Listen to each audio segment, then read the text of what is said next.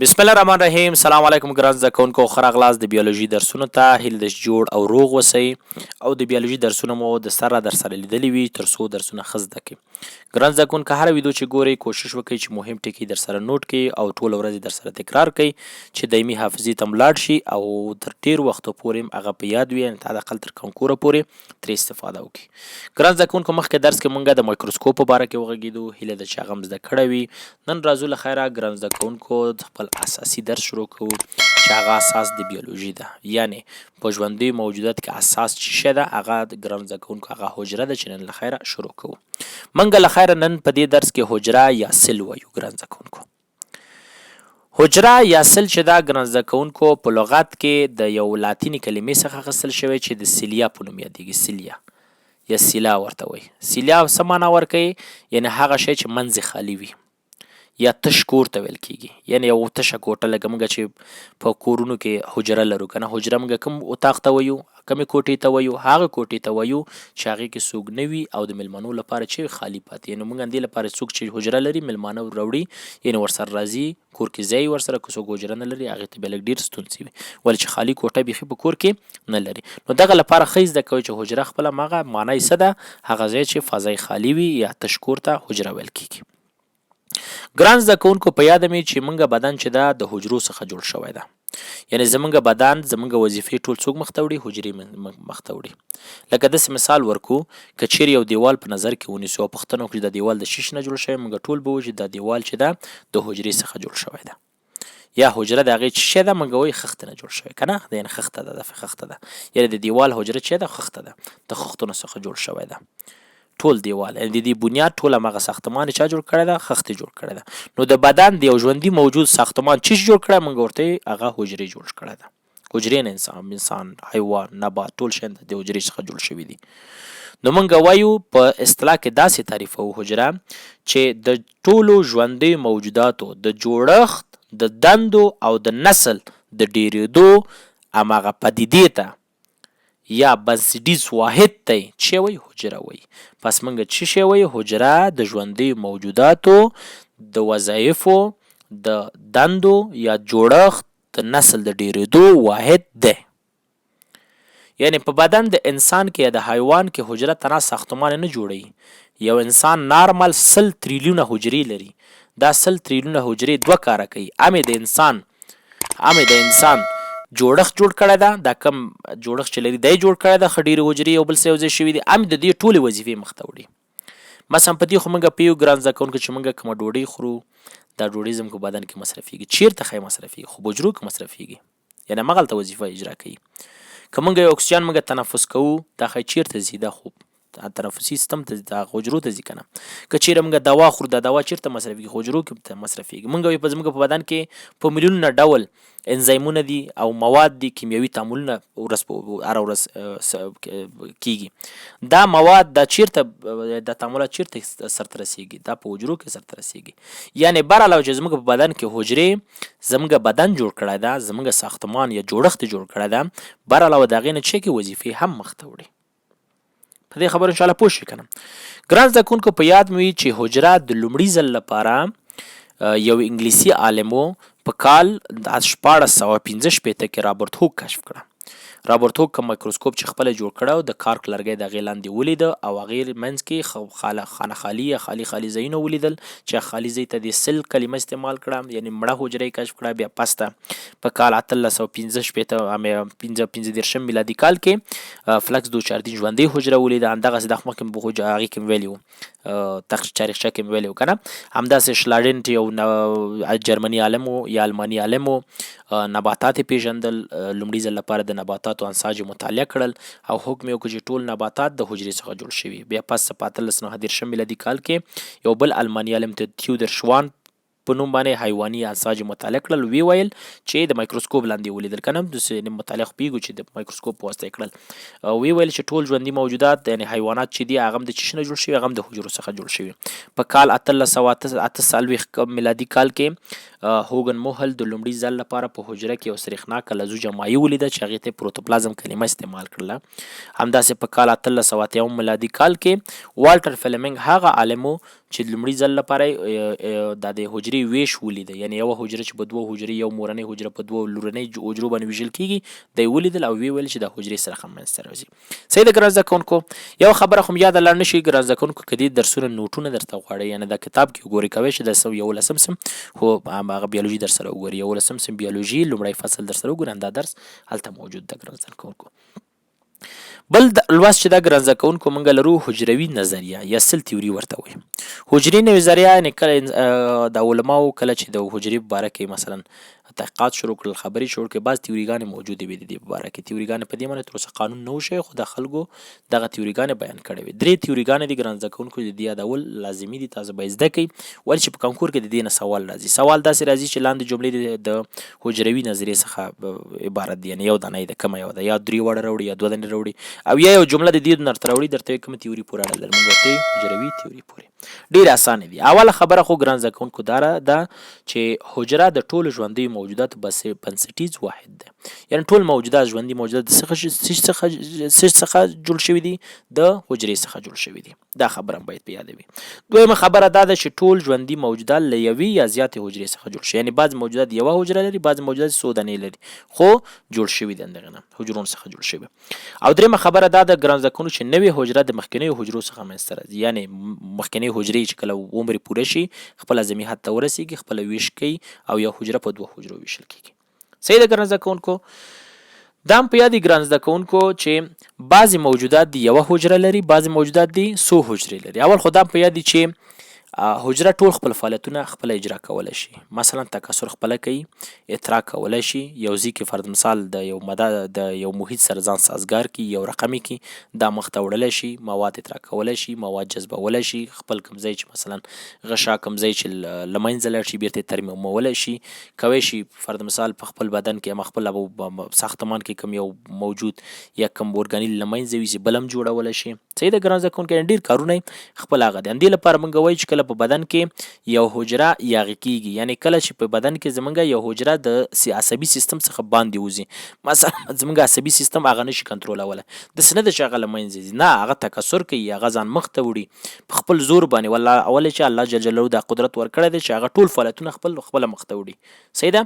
نو کله چې دا خپل فعالیتونه خپله مخ ته وړي، استا استا خپل تعداد شمېر ډېروي ډېروي ډېروي ډېروي او د بدن عصبي سیستم نه مخالف، یعنې هغه پرې خبر نه ده او دا کار مخ ته وړي. همدغه د چې په سرطان منځته راوړي او خپله حجره وا چې تا په ضد شوه، اوس د تا بدن هم د هغې مخه نشي نیولی. صحیح ده. نو دې لپاره مې ویل بعضې موجودات چې یوه حجره لري، داسې به نه وایي چې دا یوه حجره لري ښایست خپل کار نشي کوي، نه، ټول فعالیتونه خپله کوي. همداسې ګران زده کوونکو بعضې موجودات چې ډېر حجرې لري، مثلا کوم موجودات چې یوه حجره لري هغې ته یونیسلولر وایي، وحید الحجروي ورته وایي، یونیسلولر یو حجروي، ټول خپل فعالیتونه اجرا کوي، همغه یو حجره ده. او بعضې حجرې دي ګران زده کوونکو چې څو حجرې لري هغې ته څه وایي؟ کثیر الحجروي ورته یا مولټي سلولر ورته وایي، ډېرې حجرې. دلته مې یو خبره باید ګران زده کوونکو زده وي چې یو مولټي سلولر ده، یو پولي سلولر ده.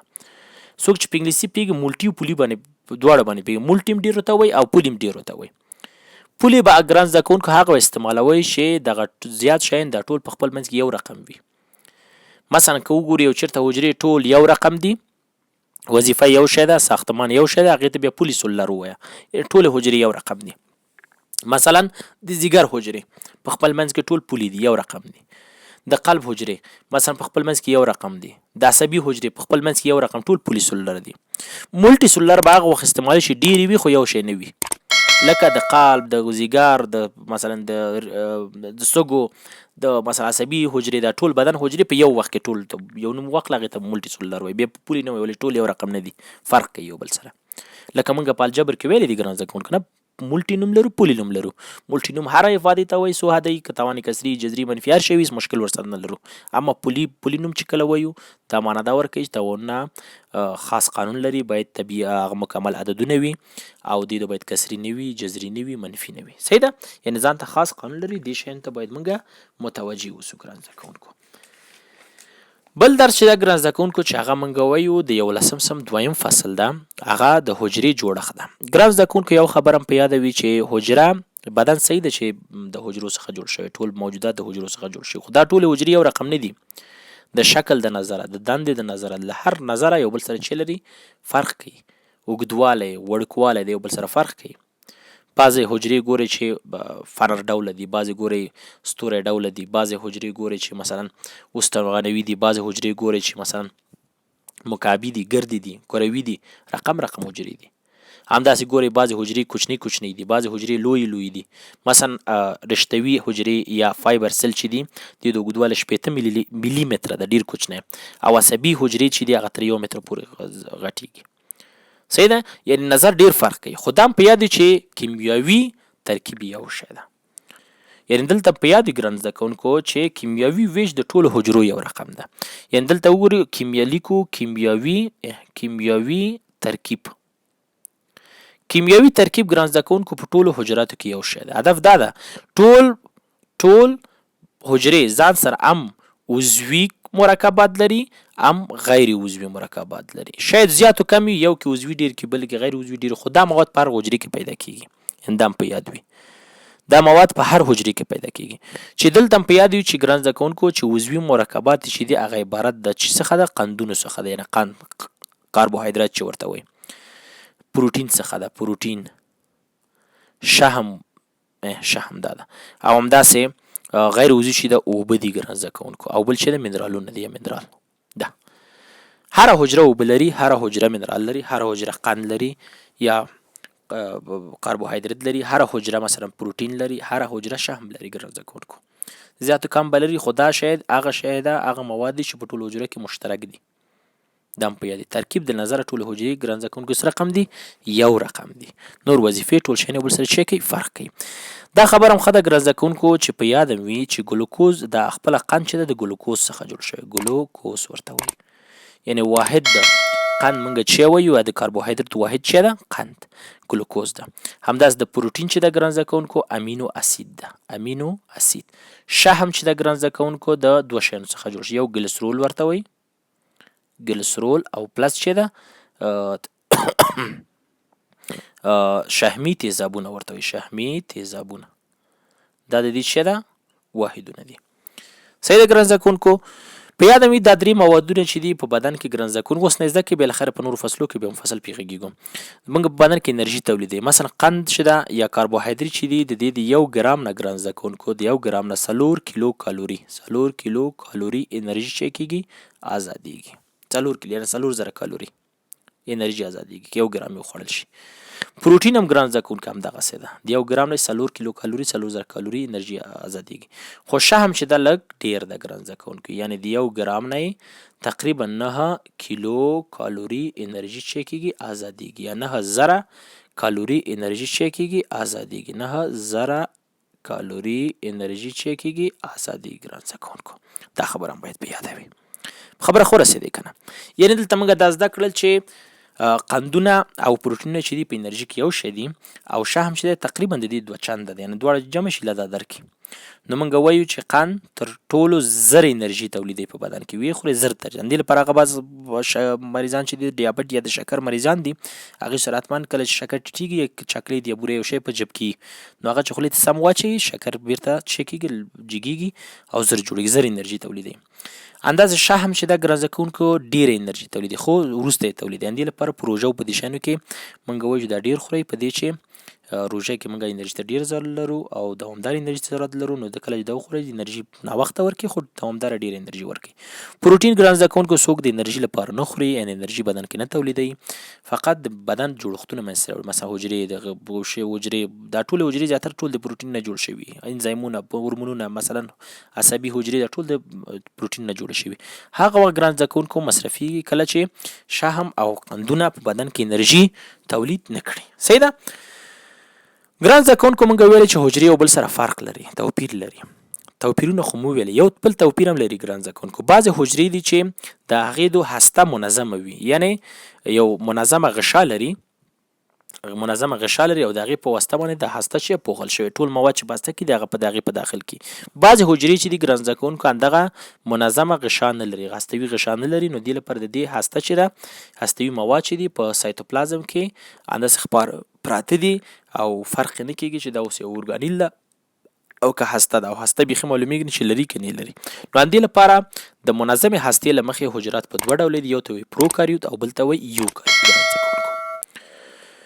پروکاریوت اول وایو ګران زده کوونکو پروکاریوت یو یوناني کلمه ده چې دوه کلمې دي یو پرو په معنا د ساده ابتدایي او لمړني حالت ته ویل کېږي کاریون یا کاریوت چې ده هغه ګران زده کوونکو چې د داخلي هستې ته ویل کېږي یعنې هغه حجرې ته ویل کېږي چې د هغې د هسته چې ابتدایي وي نه وي لږ داسې فکر وکړه چې حجره نه وي منځته راغلي داسې فکر مه کوه چې پسته پسته به دا ټول شیان پیدا نه تر اخره پورې دا ژوندی دغسې هسته لري یعنې منظمه نه لري دې داسې هسته لري چې هستوي غشا نه لري یعنې د هستوي مواد د یو غشا کې نه دي پوښل شوي او د دې د ټول د هسته چې ده هغه څه رقم ده په سایتوپلازم کې خپاره حالت لري یعنې کوم منظم شکل نه لري دا حجرې ډېر ساده حجرې وي د دې د مثلا ویش وخت چې ده مستقیم ده یعنې مستقیم ویشل کېږي کوم خاصې پروسې نه لري ولې چې دومره ډېر شیان هم نه لري دې چې دي زیاتر مواد په خپل ځان کې نه لري مثلا مایټوکاندریا نه لري انډوپلازم ګریدوکولم نه لري مثلا لایزوزوم نه لري مثلا د ګلجي اجسام یعنې ډېر داسې مواد نه لري مګر رایبوزوم لري ډیر کوچنی دا هم په یاد یعنی ټول شی نه لري فقط رایبوزوم لري هغه هم ډیر څه ده کوچنی ده مثلا یو کروموزوم لري ډي ان اي لري چې یو اوږد تار په حیث باندې هملته موجوده ده خو خلاص غشا یې چې ده کوم هغه د هستې چې ده کوم منظمه غشا نه لري ګران زده کوونکو دا هم باید په یاد وي او د دې په مثالو کې باید راوړو چې دوه دانې یو آرک باکتریا ورته وایي یو یو باکتریا ورته وایي دغه دواړه چې دي دا د دې د چیش په نامه یادېږي د دې د مثالونو په نوم یادېږي نور شیان چې نوم واخیست هغې ته ټول یوکاریوت وایي مګر کله چې آرک باکتریا یو باکتریا وویل شو نو هغې ته بیا کوم نوم واخلئ هغې ته د همدغه نوم چې یعنې ورته پروکاریوت وایي بله حجره ګران زده کوونکو هغه چې ده هغه یوکاریوت ده یو په معنا د حقیقي کاریوت هستې ته ویل کېږي یعنې هغه حجره چې منظمه هسته ولري هغه حجره چې څه ولري منظمه هسته ولري یعنې دا ژوندي موجودات چې دي د دې د هسته حقیقي دي یعنې دي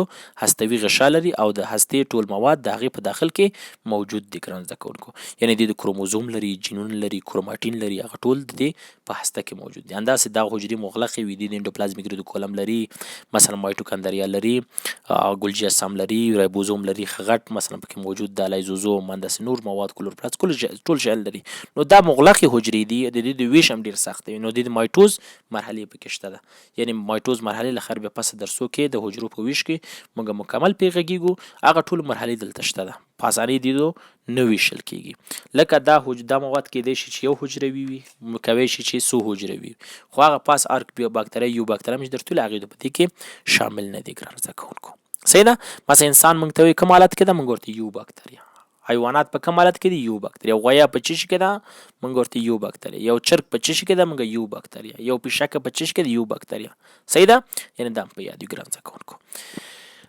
ګران زده کوونکو په 11 سم کتاب کې یو جدول ورکړی ده چې هغه کې لیکلي دي پروکاریوت او یوکاریوت ترمنځ بعضې فرقونه ویلي دي بعضې فرقونه همدغه فرق د غټ فرق ده چې موږ باید زده وي نور خبرو ته هم ډېر ضرورت نه ده دومره ووایي چې یو پروکاریوت چې ده فقط رایبوزوم لري هغه هم کوچنی نور هېڅ څه نه لري هر شی چې ویلی تاسو ورته یوکاریوت لري دی نه لري مثلا مایټوکاندریا پروکاریوت کې نشته یوکاریوت کې شته انډوپلازمیک ریټیکولم پروکاریوت کې نشته او انډوپلازمیک هغې کې یوکاریوت کې شته کلوروپلاست په پروکاریوت کې نشته په یوکاریوت کې شته ګلجي اجسام په پروکاریوت کې نشته یوکاریوت کې شته هستوي غشا پروکاریوت نه لري او یوکاریوت لري رایبوزوم پروکاریوت کې لري کوچنی ده اما یوکاریوت کې غټ ده مایټوزس یعنی مایټوز مراحل چې دي پروکاریوت کې نشته په یوکاریوت کې شته حجروي دیوال په پروکاریوت کې نشته او یوکاریوت کې هغه موجودات کې شته چې هغه نباتات وي ګران زده کوونکو صحیح ده یعنې دغه خبرې هم باید په دې درس کې په یاد وي او در سره یې ولیکئ کوم ځای کې کوم سوال کوم مشکل هغه راته راولېږئ انشاءالله په هغې باندې هم غږیږو. نو تاسو هم کوشش وکړئ چې مهم ټکي در سره ولیکئ، هغه در سره تکراروئ. نو کله چې تاسو تکرار وکړئ هغه درسونه په دایمي حافظه کې ځای نیسي، هغه هم بیا د یاده نه ځي. کله چې کتاب ګورئ بیا تاسو ډېر شیان زده کوئ. صحیح ده ګرانو زده کوونکو. نو کوشش وکړئ دا ویډیوګانې خپله هم در سره وګورئ، نورو ملګرو ته یې هم ورسوئ چې هغې ته هم درسونه ووایي. ښه وخت ولرئ، په مخه.